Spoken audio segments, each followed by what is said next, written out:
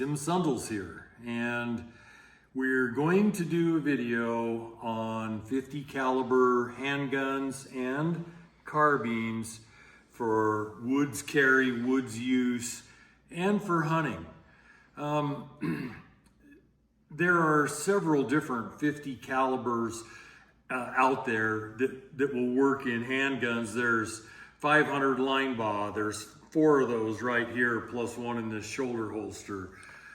There's 50 Action Express that you can get in the Desert Eagles, and these are my 3 Desert Eagles. There's a Freedom Arms 500 Wyoming Express or 50 Wyoming Express, I forget which they call it, with a spare cylinder to shoot 50 Action Express. There's the 500 JRH that's actually factory made in BFR revolvers. So we've got a lot of ground to cover. Oh, and never mind the carbines.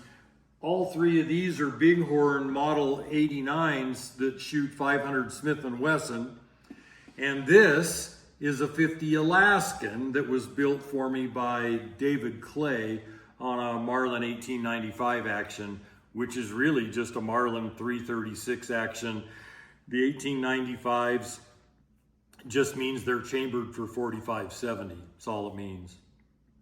So let's start with some of these guns. Some of these are just cool. That's not really why I own them. I own them because I live in grizzly country, and I used to go up to Alaska all the time, and I always needed big bore revolvers. The 50 calibers, you know, the 500 Linebaugh is actually a 51 caliber. They have a place.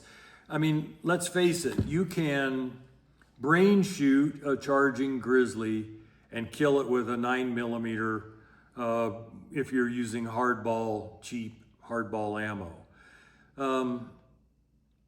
Question is, can you make a brain shot on a charging grizzly?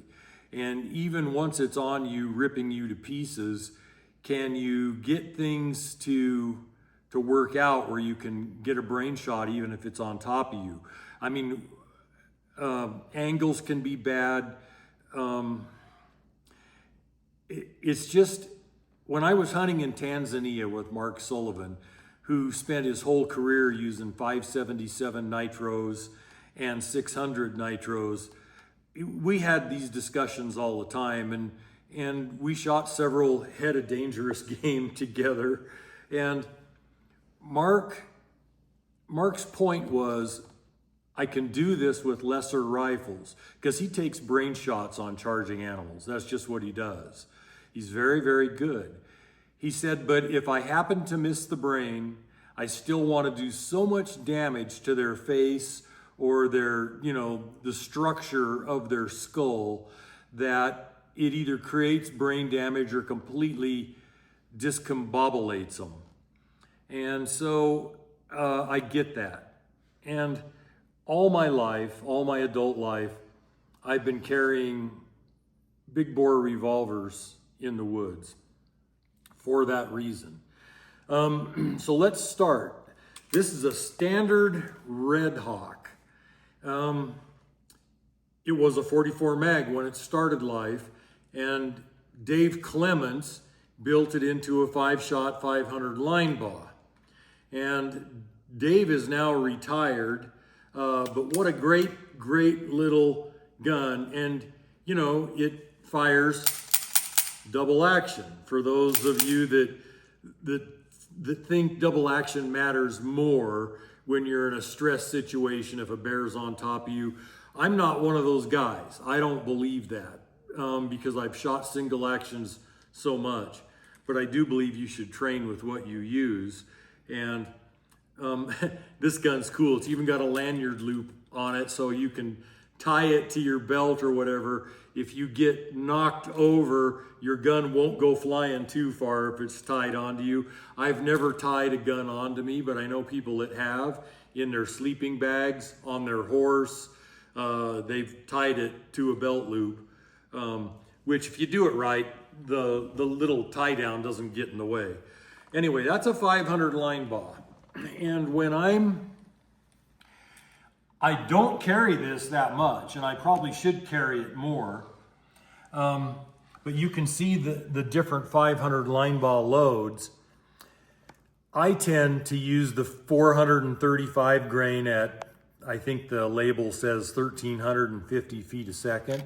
I don't know if that's this box or that box, but it's one of them. The other one is the same bullet at reduced velocity of, 950 or 1,000 feet a second. This load here is I want to say that's a 400 grain. What does the label say there, babe? Babe, I don't have glasses. This is a 400 grain jacketed hollow point, and that would be used more for hunting purposes. I wouldn't be afraid to hunt black bear with them. Black bear just aren't all that big.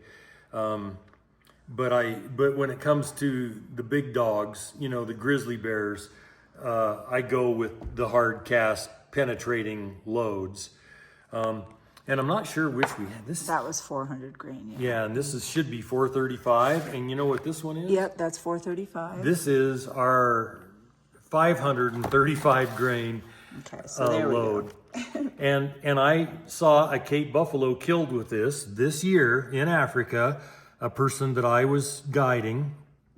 His name is Shane John, and I'm going to show you Shane's gun.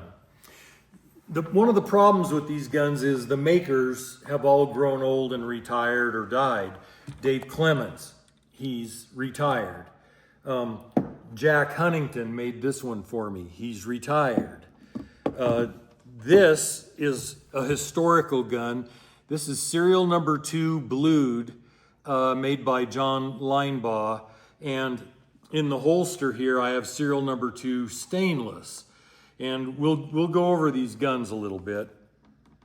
But John Linebaugh has passed away. So we're looking, for people to make these guns. And Ben Forkin has made several custom revolvers for me, but never a 500. But he's probably, and you can Google Ben Forkin, still in business. He's in White Sulphur Springs, Montana, I believe. I want to focus on this 500 for a second. This is Shane John's 500 that he took to Africa earlier this year and hunted Cape buffalo with me. On our ranch. Yeah, on our ranch on Gonahook in the Eastern Cape of South Africa. I guided him. Our website is on the YouTube profile, Buffalo Boar Game Preserve. Okay, yeah, my wife knows all that. I just go there and hunt. And you can book safaris with us there if you'd like. Anyway, let's talk about these Rugers. These are just Ruger's Super Blackhawk frames that are Bisleys. So most of these started life as 45 Colts, because I don't think Ruger puts the Bisley grip frame on the Super Blackhawk, but they're the same frame, just with a Bisley grip frame. In 1986, I believe it was Shooting Times, on the cover of Shooting Times was one of these guns. Ross Seafried wrote the article and told all about these guns that Linebaugh was building. Well, Linebaugh really wasn't in business yet. He'd built some. He built serial number 1 for Ross Seafried. Well, I was carrying 454s at the time because the Freedom Arms Model 83 had come out just a few years earlier, and I had several of them. And the 454 was, and still is, if the ammo's right, lethal on dangerous game. But I knew the 300 grain bullet that was 45 caliber wouldn't be as effective as a 440 grain or a 435 grain or a 535 grain, say at 1,300, 1,350 feet a second. So from the article, I called John Linebaugh, and he said, he said, wow, you're my first order from that article. I said, good, I want serial number 2, which he agreed to. Here it is. I've carried it a bunch. Now, one of the problems with these Rugers is I have big hands, and you see that how that trigger guard right here crowds my knuckle? Well, under the extreme recoil of these things, it just batters your knuckle. So we're going to show you a solution to that on one of these guns here. Or maybe on Rumble. Well, no, they're made just a little different. So it's legal to talk about it on SensorTube. So here's serial number 2 that John Linebaugh made for me. And by the way, I don't know if you saw how that came out of this holster, but it comes right out. This is a Sundle's Ready rig. They're made by Simply Rugged. And I like shoulder holsters because I can just reach across. I don't have anything on my chest. Chest holster is a little handier for the gun, but it's unhandy for binoculars, for backpack chest straps, those kind of things. A backpack waist strap just goes right around this, and this doesn't interfere with a backpack or with binoculars on your chest, but it's very fast holster. And the front is cut away, so you don't have to lift the gun out of it. You just pull the gun out of it, and it slides kind of out through the top and the front. Again, you've got this trigger guard just crowding my middle knuckle and my middle finger knuckle. By the way, these grips were put on by Don Mihalovic, who was Elmer Keith's gunsmith when I first moved to the Salmon area many years ago, over 30 years ago. Mihalovic was still alive and was still doing gunsmithing, and these are doll sheep, and he put some on some of my 475s that are bighorn sheep, which now at this time are actually illegal to make things out of because they don't want people poaching bighorn sheep to make handgun stocks or anything like that. But that's my most carried 500, made by John Linebaugh, serial number 2 stainless. And I don't know if you can see the medallion that he put in that Don Mihalovic put in the grips, but that's a case head off a 500 Linebaugh casing. Anyway, this gun was made many years after the blued gun because Linebaugh got access to stainless grip frames. And the difference in workmanship is pretty substantial. This is an early gun, it's kind of crude. But Linebaugh, as he built more and more guns, got very good. And this is as well made a gun as any I own, and I have shot thousands of rounds through it, and I have the arthritis to prove it.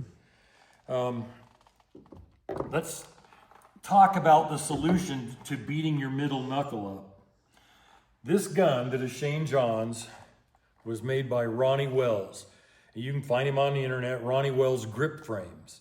And he just makes a little extra room right there. You can see that even with my big hands, there's about a 1/4 inch between that trigger guard and my middle finger knuckle, maybe a 1/3 of an inch, maybe a 1/2 of an inch. So under the extreme recoil these things give, it won't bite my middle knuckle. And so, you know, since Ronnie builds his own, and this is kind of a Bisley style grip frame, but with just a little more clearance right here. Ronnie Wells is building these guns from the ground up. He built this one from Shane. I witnessed Shane kill a real nice hard boss Cape Buffalo bull with this at about 90 yards. And I hunted with Shane for several days. And Shane and I had occasion, and I won't tell the story. He's got an article coming out that will tell the story. We had occasion to track a wounded buffalo. It's not the one that he killed. And I won't tell the whole story because I don't want to take that away from his article. Shane's got big brass balls. I had a 577 double that I'm competent with, and I have a lot of faith in the rifle and my ability to use it. So as we're tracking this wounded bull, giant bull, through the brush, Shane keeps getting right off to the side of me with this handgun. And I'm like, dadgummit, that guy's gonna get himself killed. If that buffalo charges from his side and I don't have a shot, he's gonna have to pinpoint it to stop it. And pinpointing a buffalo between the eyes with a handgun when it's charging and its head's bobbing up and down, that's no simple task. And so I kept telling Shane, would you please get behind me? Because I don't want anybody killed on my watch, please. Well, the guy's so brave and he's so competent with a handgun that he kept getting off to my side because he wanted in on the action. It was actually hilarious. And most people, when they track a wounded buffalo, are scared so shitless, you don't have to tell them to stay behind you. But Shane wanted a piece of the action, and that buffalo was never found. As badly wounded as he was never found. It's a big chunk of wilderness property, and we just couldn't ever locate him. Couldn't find a dead carcass for months later either. I do want to talk about this one. This was made by Jack Huntington, who again is retired. He's retiring right now as we speak. So again, Bisley grip frame, and he polished this for me just for bling. And you can see the medallion in the grips again. It's just a 500 Linebaugh casing. I just think they're cool. Another very well-made gun. I don't carry it as much as I do the number 2 stainless Linebaugh because I got the Linebaugh first, several years first. And so I got so used to carrying it and it works so well that, I love the gun. I wouldn't sell it for $100,000, and I could probably have it replicated for $5,000 or $6,000. I just wouldn't sell it. There's too much of me in that gun. I killed a charging moose with it once. I've killed a handful of bears with it. I've hunted with it and killed smaller game like deer and stuff, and it'd be like selling one of my fingers. I just wouldn't sell it. Anyway, that covers the 500 Linebaughs. And these cartridges are sitting here because I had to unload this one. It was in my holster. Let's go over to the Freedom Arms gun. And before we get into the Freedom Arms revolver, can you get a close-up of these? This is the 50 Alaskan. This is the 500 Smith & Wesson. This is the 500 Linebaugh. This is the 500 JRH. This is an empty 50 action or 500 Wyoming Express. I literally don't have a loaded round for the 500 Wyoming Express because when Freedom Arms developed it, they made the mistake of only having one brass maker and one ammo maker. So they doomed the gun to obsolescence. I got this from Bob Baker so that I could have Starline copy it. That was pre-COVID, and when COVID hit, I've just never picked up the ball on this. I understand Freedom Arms is going to be having brass available. They're going to be forming it from a blank that Starline's going to make for them. And if Bob Baker will sell me brass at a decent price, I will start loading ammo for this fine revolver. And the last but not least is the 50 Action Express for the Desert Eagle, or for this chamber in the 500 Wyoming Express for this cylinder with 50 Action Express chambers in it.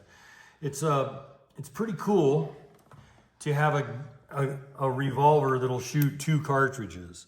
It's kind of neat. Do we want to go to part 2? How far in are we? 20. Let's cover these 2 revolvers and then we'll go to part 2 for the carbines. But just so you know, the 50 Alaskan is a 51 caliber, .510 inch, and that's a 466 grain hard cast that I'm pushing at 2,100 feet a second out of this rifle that Dave Clay made for me. The 500 Linebaugh, I don't have any of the big X-frame revolvers here. I just don't consider them packable in the woods. They're hellaciously powerful. And I'll talk a little bit more about those. The 500, and by the way, the 500 Smith & Wesson is a true 50 caliber. Then you got the 500 Linebaugh, which is again .510 inch, so it's a 51 caliber. Then you've got the 50 JRH, which is a true 50 caliber. The 500 Wyoming Express, which is a true 50 caliber. And then you've got the 50 Action Express, which is a true 50 caliber. Between the 500 Linebaugh, the 500 JRH, and the 500 Wyoming Express, there's not enough difference to matter. They're very similar case capacity. They're similar bullet size. They shoot the same weight bullet at the same speeds if you want to load them to that. So, Freedom Arms. You know, people say Freedom Arms is a production revolver, and it kind of is, but it's kind of a custom-made gun too. And I know of no better-made revolver that is production, and frankly, there's probably not a better-made revolver that is custom-made by, say, Hamilton Bowen or, you know, John Linebaugh or Dave Clemens. The Freedom Arms guns are very, very good. And I will produce as a factory load, I'll probably make 3 loads. If Bob Baker at Freedom Arms, when he gets brass, will sell me the brass. We'll try to help this fine revolver stay in production and stay relevant in 50 caliber. So can't say enough good about the Freedom Arms guns. If anything, they're made too tight for a field gun. If they get a little dirty or whatever, they can get a little bindy. And I like field grade guns to have a hair more slop than the absolute precision of the Freedom Arms guns. But man, are they well made. I mean, gosh, they're great. And then the only production revolver I know of in the 500 JRH is made by Magnum Research. It's their BFR, and they put the free spinning pawl in it like the custom made guns, so you can rotate the cylinder both ways. This revolver for $1,300 is a steal. It's quite a bit higher quality than, say, a Ruger Super Blackhawk, and it's a little bit less quality than the $4,000 or $5,000 Freedom Arms with the spare cylinder. It's a bargain. The last I looked online, they were retailing it somewhere between $1,300 and $1,500, depending on the features that you get on them. And you know, the sights always work, the gun's always right, everything on it works.